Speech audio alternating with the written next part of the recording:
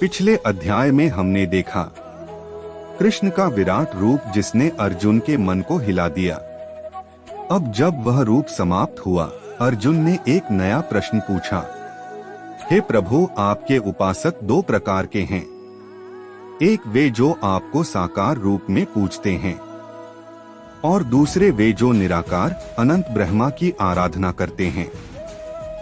बताइए इनमें से कौन श्रेष्ठ है? यह वही प्रश्न है जो आज भी हर साधक के मन में उठता है। क्या ईश्वर मूर्ति में है या सर्वव्यापी ऊर्जा में? क्या पूजा जरूरी है या केवल ध्यान ही पर्याप्त है? अर्जुन का यह प्रश्न न केवल धर्म का बल्कि आध्यात्मिकता का भी सार है। श्री कृष्ण मुस्कुराते हुए कहते हैं, हे अर्जुन, जो मन से, श्रद्धा से और प्रेम से मेरा स्मरण करता है वह मुझे सबसे प्रिय है। जो भक्त साकार रूप में मेरी पूजा करता है और अपने कर्म मुझे समर्पित करता है वह मुझसे शीघ्र जुड़ जाता है। फिर भगवान कहते हैं, जो निराकार ब्रह्मा की आराधना करते हैं वे भी मुझे प्राप्त होते हैं, परंतु वह मार्ग कठिन है, क्योंकि निराकार में ध्यान लगाना बहुत कठिन कार्य है। अर्थात भगवान दोनों रूपों में हैं, परंतु साकार भक्ति में प्रेम सहज है और वह हर मनुष्य के लिए संभव है। कृष्ण बताते हैं कि सच्ची भक्ति केवल बाहरी पूजा नहीं है, बल्कि एक अंतर्मन की स्थिति है। जो व्यक्ति अपने हर कार्य को भगवान को अर्पित करता है, जो हर परिस्थिति में कहता है, जो भी होता है प्रभु की इच्छा से होता है, वही सच्चा भक्त है। सच्ची भक्ति का अर्थ है स्वयं को भगवान के हाथों में छोड़ देना। ना शिकायत, ना डर, ना अभिमान। भगवान कहते हैं, ज्ञान योग श्रेष्ठ है पर भक्ति योग सरल है।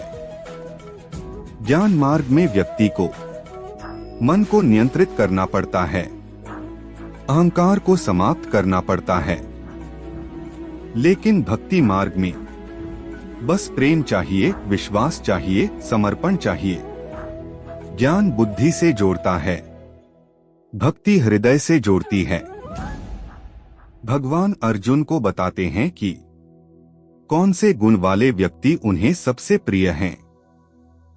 वे कहते हैं, जो किसी से द्वेष नहीं करता, जो सबके प्रति करुणामय है, जो अहंकार और आसक्ति से मुक्त है, जो क्षमाशील है, जो सुख दुख में समान रहता है, जो सदा संतुष्ट और ईश्वर में निष्ठावान है, वही मेरा सच्चा भक्त है।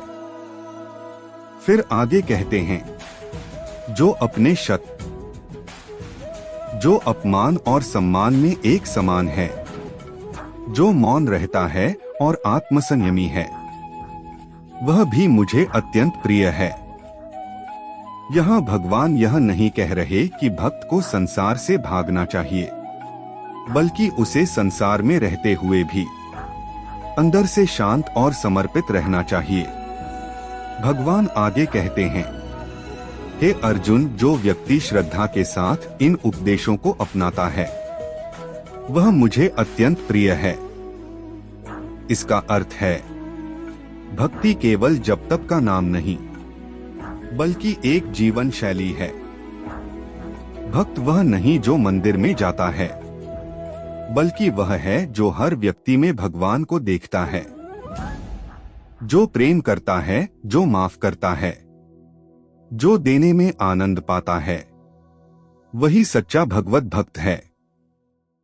प्रिय साथियों, भक्ति योग हमें सिखाता है कि ईश्वर तक पहुंचने के लिए बड़े कर्म, तपस्या या बल की आवश्यकता नहीं, बस प्रेम और विश्वास चाहिए। जब हम हर स्थिति में कहते हैं, हे कृष्ण, सब कुछ तुम्हारे हवाले, तब जीवन सरल हो जाता है। जो प्रेम से समर्पित है वह चाहे कोई भी हो, गरीब या अमीर, ज्ञानी या अज्ञानी, वह कृष्ण के हृदय में स्थान पाता है।